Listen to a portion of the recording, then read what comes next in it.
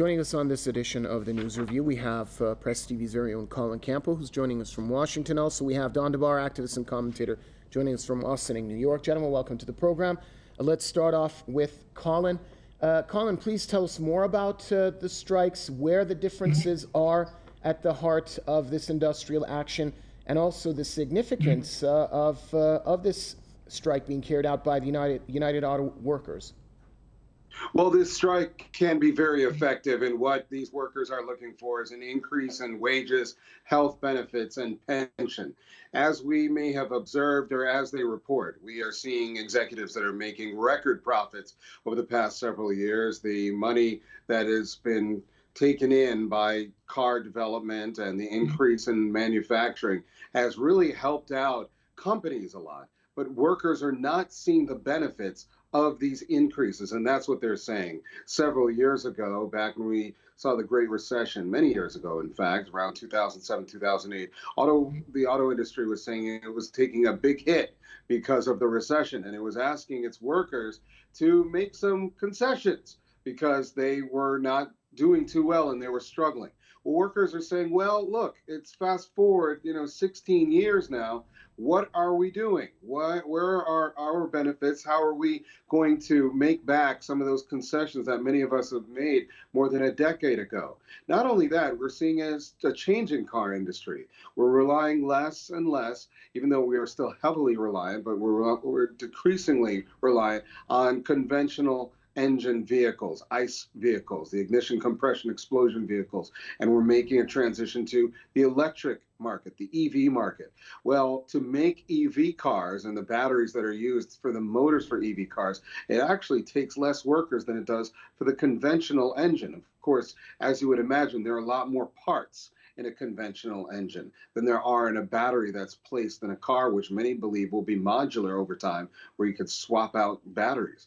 Workers are saying, listen, if we're transitioning into this market, what's the guarantee that we're going to be part of this new boom in the EV market? We want a piece of that as well. And of course, we have seen corporatization just try to run roughshod over these workers, try to maintain the money that they're making, increase upon that revenue while not paying the workers. And they're saying, listen, we are not falling for that again. DeBar, it's the first time in the history of the Detroit Three that they're hit by a strike. Unpack that for us, please. Well, that's literally true, but it doesn't tell the whole story. This is a very limited strike. It targets 3 plants, total of 13,000 workers, which is less than 10% of the UAW membership. And then for some context, the current UAW membership of around between 150, 175,000, I think the last numbers were, is about 10% of what it was 40 years ago when it was 1.5 million auto workers.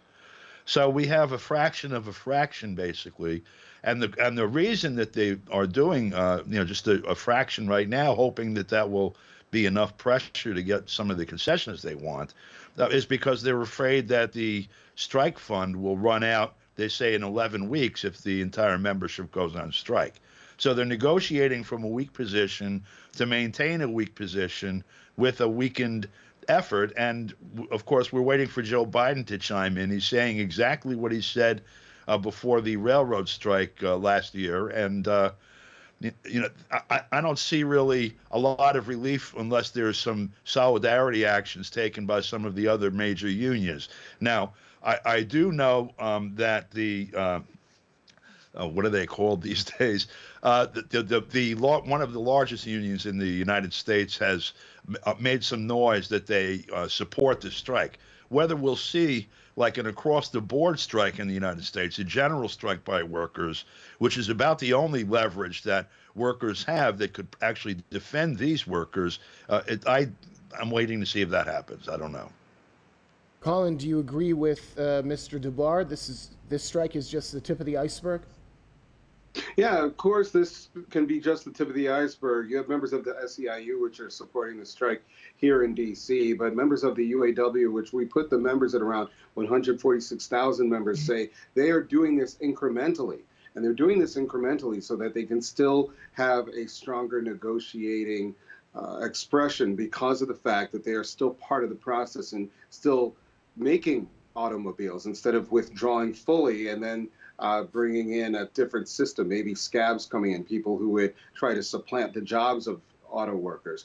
The UAW is saying we're going to stagger these strikes so that we are still making automobiles. We still have a stronger negotiation leverage at the table because we're still active, but we're also going to keep these corporations and these auto companies guessing as what we're going to do next. So this is just a small fraction of workers, and as the strike carries on, if the conditions exacerbate or negotiations fail, we can see the UAW asking another or ordering or at least processing another set of workers to call off the job and to go on strike, and then crippling the auto industry piece by piece. It's like if you're trying to get money from someone and you're just taking out limb by limb. That's what the UAW is doing, because obviously you're seeing a very reluctant auto industry in wanting to give up some of the money that they've been making in record profits and giving that back to the workers. So the workers are saying, listen, we're going to play hardball, but we're going to play it our way instead of trying to let you know what we're doing on a day-by-day basis. Don DeBar, what's the end game to all of this? Is there any light at the end of the tunnel, or is this just going to set a precedent for more strikes? Well, again, first of all, I disagree respectfully with Colin about the strategy here. You don't hold off your best punch till the last round, because the GM, Chrysler, or whatever Chrysler's called these days, and are not going to punch themselves out because the union is only striking with 10 or 15% of their membership. The actual membership, actually the entire membership, is in a weak position negotiating. Again, they're 10% of what they were 40 years ago. And the U.S. government, by the way, in 2008 and 2009, bailed out that industry with our money. And even today, Biden is helping to shore up the industry. They imposed sanctions supposedly because of Ukraine on Russia's car makers, and the EU is getting ready to sanction China on its EV cars to protect their own domestic industry. So, I mean, the context here, the real context here is that the government and big business are playing hand in glove together. The workers have been looking at a diminishing return since Jimmy Carter was president, through every presidency since.